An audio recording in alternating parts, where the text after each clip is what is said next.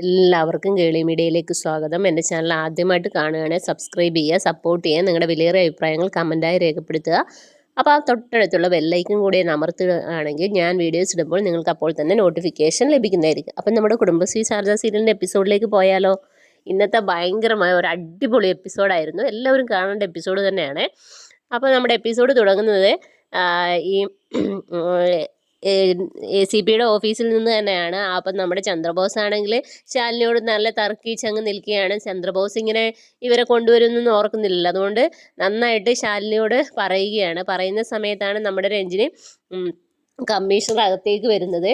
അകത്തേക്ക് വന്നിട്ട് പറയുന്നു, ചന്ദ്രബോസിന് നന്നായി പറയുകയാണ്, നിയമം നടത്തേണ്ടവൻ തന്നെ ഇങ്ങനെ തുടങ്ങിയാൽ എന്ത് ചെയ്യും എന്ന് പറയുകയാണ്. അങ്ങനെ ചന്ദ്രബോസ് ഒന്നും അറിയാതെ ഇങ്ങനെ നിൽക്കുകയാണ്. അപ്പം നമ്മുടെ കമ്മീഷണർ കസേരയിലിരിക്കുന്നു. ചന്ദ്രബോസിന് ഇനി എന്താ നടക്കുന്നതെന്ന് പോലും അറിയത്തില്ല. ആ സമയത്താണ് ഈ ഗുണ്ടകൾ രണ്ടുപേരെയും മറ്റു പോലീസുകാർ തള്ളി ഫ്രണ്ടിൽ കൊണ്ട് നിർത്തുന്നത്. അപ്പം നമ്മുടെ കമ്മീഷണർ പറയും, ഇവർ പറഞ്ഞു ചന്ദ്രബോസ് കൊടുത്ത കൊട്ടേഷനാണെന്ന് പറഞ്ഞെന്ന് പറയും. അപ്പം ചന്ദ്രബോസ് ഒന്നും മിണ്ടത്തില്ല, കാരണം മിണ്ടാൻ വാക്കുകളില്ല. അപ്പോൾ ഗുണ്ടകളെ തന്നെ നോക്കും. അങ്ങനെ അവിടെ ശാലിനി തകർത്ത് വാരുകയാണ്. നിന്നെയൊക്കെ ഇവിടുന്ന് പറഞ്ഞു വിടുകയാണ്, ഇങ്ങനെയുള്ളവരെ ഇവിടെ വെച്ച് ഉറപ്പിക്കാൻ പാടില്ല, അതുപോലെ നിൻ്റെ ഒരു കൂട്ടാളി ഉണ്ടല്ലോ സുസ്മിത, അവയ്ക്കിട്ടുള്ള പണിയും കൊടുക്കുന്നുണ്ടെന്ന് പറഞ്ഞ് അങ്ങനെ അവിടെ ഭയങ്കരമായിട്ട് ശാലിനിയുടെ പവർഫുൾ ഒരു സ്ട്രോങ് ആയിട്ടുള്ള ഒരു ഇതൊക്കെ നമുക്ക് കാണാൻ പറ്റുന്ന ഒരു എപ്പിസോഡാണ്. അപ്പോൾ നമ്മുടെ ചന്ദ്രബോസ് ആണെങ്കിൽ ഒന്നും മിണ്ടാതെ ഇങ്ങനെ നിൽക്കുക. വിഷ്ണു ആണെങ്കിൽ ഇതെല്ലാം കണ്ട് ചിരിച്ചുകൊണ്ട് ഇങ്ങനെ നിൽക്കുകയാണ്, കമലിനും കൂടെ. അങ്ങനെ അവരെ തീരുമാനമാക്കുകയാണ്. അങ്ങനെ ACPക്ക് നല്ലൊരു പണിയും കൊടുത്ത് നമ്മുടെ കമ്മീഷണറും ശാലിനി അവരെല്ലാവരും അവിടെ നിന്ന് ഇറങ്ങുകയാണ്. പിന്നീട് നമ്മുടെ സുസ്മിതയും രോഹിത്തും ഇങ്ങനെ സംസാരിച്ചുകൊണ്ടിരിക്കുകയാണ്. ആ സമയത്താണെങ്കിൽ നമ്മുടെ ശ്യാമ ഡോറിൽ കുറേ തട്ട് ഇത് തുറക്കാൻ പറഞ്ഞുകൊണ്ട്, പക്ഷെ രോഹിത് തുറക്കത്തില്ല. അപ്പോൾ കുഞ്ഞിനാണെങ്കിൽ നല്ല പനിയാണ്. അങ്ങനെ തുറക്കുന്ന് ഒരുപാട് കൊട്ടുകയാണ്. അപ്പോൾ സുസ്മിത പുറത്തുനിന്ന് പറയാം, അവൾ ആ വാതിൽ ചവിട്ടി പൊളിക്കുമെന്നാണ് തോന്നിയെന്ന് പറയാം. അങ്ങനെ രോഹിത് ഇത് ഡോറ് തുറക്കുകയാണ്.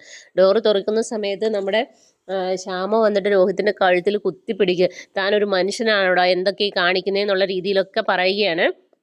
അങ്ങനെ പറയുന്ന സമയത്തും നമ്മുടെ രോഹിത്ത് പറയും, നീ കൂടുതൽ കളിച്ചാൽ നിന്നെ ഞാൻ കൊല്ലും തല്ലും എന്നൊക്കെ പറയും. അപ്പോൾ പറയും, നിൻ്റെ കുഞ്ഞേച്ചി ഇപ്പോൾ വരും നിന്നെ രക്ഷിക്കാൻ എന്നൊക്കെ പറയുകയാണ്. അങ്ങനെ നിന്നെ ഞാൻ കൊല്ലും എന്ന് പറയുന്ന സമയത്താണ് അവിടെ ശാലിനി അങ്ങോട്ടേക്ക് കടന്നു വരുന്നത്. അങ്ങനെ ശാലിനി കടന്നു വരുന്ന സമയത്ത് ശാലു പറയും, നിർത്തടാന്ന് പറയും, എന്നാൽ നീ കൊല്ലാൻ പറയും. അങ്ങനെ ആ സമയത്ത് അവർ തമ്മിൽ വാക്തർക്കങ്ങളൊക്കെ ഉണ്ടാവുന്നു. അപ്പോൾ രോഹിത് പറയും, നിങ്ങൾ എന്തിനാണ് ഇവിടെ വന്നതെന്ന് ചോദിക്കും. ഇവരെ പറഞ്ഞുവിടും സുസ്മിതയെന്നൊക്കെ പറയും. അപ്പോൾ പറയും, എൻ്റെ ഭാര്യനെ ഞാൻ തല്ലും കൊല്ലും, ഇവിടെ എന്തും ഞാൻ നടത്തും, നിങ്ങൾക്ക് എന്താ ഇതൊക്കെ ചോദ്യം ചെയ്യാനുള്ളത്, കളക്ടറാണെങ്കിൽ അത് കളക്ടർ ഓഫീസിൽ ചെയ്താൽ മതി എന്നൊക്കെ രോഹിത് പറയുകയാണ്. ആ സമയത്ത് വിഷ്ണു അങ്ങോട്ടേക്ക് വരികയാണ്. വിഷ്ണു പറയും, നിർത്തടാന്ന് പറയും. അപ്പോൾ നമ്മുടെ ശ്യാമയാണ് കുഞ്ഞിനെ ഓടിപ്പോയി എടുത്തിട്ട് പറയും, ശാലിനിയോട് പറയും, കുഞ്ഞിന് തീരെ വയ്യ പനിയാണ്. അപ്പോൾ ശാലിനി തൊട്ട് നോക്കുമ്പോൾ നല്ല പനി. അപ്പോൾ വാ നമുക്ക് ഹോസ്പിറ്റലിൽ പോകാമെന്ന് പറഞ്ഞ് ഇറങ്ങുന്ന സമയത്ത് രോഹിത് പറയും, ശ്യാമ ഇവിടെ നിന്ന് പോകത്തില്ല, വിഷ്ണുവും കുഞ്ഞും നീയും നിങ്ങൾക്ക് പോകാം, പക്ഷെ ശ്യാമയെ കൊണ്ടുപോകാൻ പറ്റത്തില്ലെന്ന് പറയും.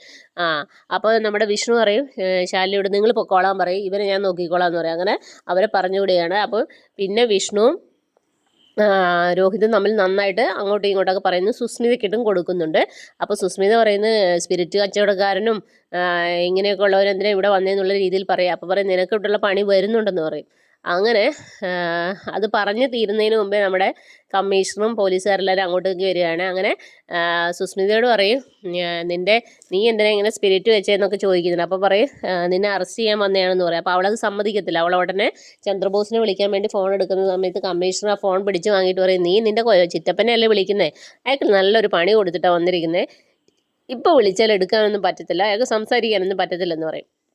അപ്പോൾ നീ ഞങ്ങളുടെ കൂടെ വരാൻ പറയാം. അങ്ങനെ നമ്മുടെ സുസ്മിതയും കൊണ്ട് പോകുന്ന സീനാണ് എപ്പിസോഡിലുള്ളത്. നല്ലൊരു എപ്പിസോഡാണ്. പിന്നീട് നമ്മുടെ സത്യഭാമയാണെങ്കിൽ ഫുഡ് കാറ്ററിംഗ് സർവീസ് തുടങ്ങിയിട്ടുണ്ടായിരുന്നു. അങ്ങനെ കാറ്ററിംഗ് സർവീസിൽ പോയ സമയത്ത് ഇന്നലെ നമ്മുടെ ശാരദ ടീച്ചറുടെ അടുത്ത് വന്ന സാബു എന്ന് പറയുന്നത് അവിടെ ഫുഡ് കഴിക്കാൻ ആ കാറ്ററിങ്ങിലുണ്ടായിരുന്നു. അങ്ങനെ അയാൾ ഈ ഫുഡ് കോമ്പറ്റീഷൻ്റെ കാര്യമൊക്കെ സത്യഭാമയോടൊക്കെ പറയുന്നുണ്ട്. അങ്ങനെ ആ കോമ്പറ്റീഷൻ പങ്കെടുക്കണമെന്നൊക്കെ അഭ്യർത്ഥിക്കുന്നുണ്ട്. അതൊരു ചെറിയ ഭാഗമായിരുന്നു. ഏറ്റവും ഹൈലൈറ്റ് ആയിട്ടുള്ള നമ്മുടെ ശാലിനിയുടെയും വിഷ്ണുവിൻ്റെയും കമ്മീഷണറെയും നല്ലൊരു എപ്പിസോഡായിരുന്നു. നാളത്തെ എപ്പിസോഡിൽ എന്ന് പറയുന്നത് കുഞ്ഞിനെ ആശുപത്രിയിൽ കൊണ്ടുപോകുന്നു, തിരിച്ച് ശാലിനി രോഹിത്തിൻ്റെ അടുത്ത് തന്നെ അവർ കൊണ്ടാക്കുന്നൊക്കെയുണ്ട്. അപ്പോൾ അങ്ങനെ രോഹിത്തിനെ താക്കീത് ചെയ്യുന്നുണ്ട്. പിന്നീടാണെങ്കിൽ അച്ഛനെയും കൊണ്ട് ഹോസ്പിറ്റലിൽ പോകുന്ന സമയത്ത് ഡോക്ടർ പറയുന്ന അച്ഛനിങ്ങനെ ഓർമ്മക്കുറവുണ്ട്. അപ്പോൾ അത് ഇടയ്ക്കിടയ്ക്ക് ഉണ്ടാകും, അതാണ് അച്ഛൻ്റെ അസുഖം. ഇതൊക്കെ കേൾക്കുമ്പോൾ വിഷ്ണുവിന് സങ്കടമാകുന്നു. ഇങ്ങനെയൊക്കെയുള്ള നല്ല മുഹൂർത്തങ്ങളാണ് നാളത്തെ എപ്പിസോഡിലുള്ളത്. അപ്പോൾ നാളത്തെ എപ്പിസോഡിനായി എല്ലാവരും വെയിറ്റ് ചെയ്യുക. അപ്പോൾ okay, bye bye, thank you.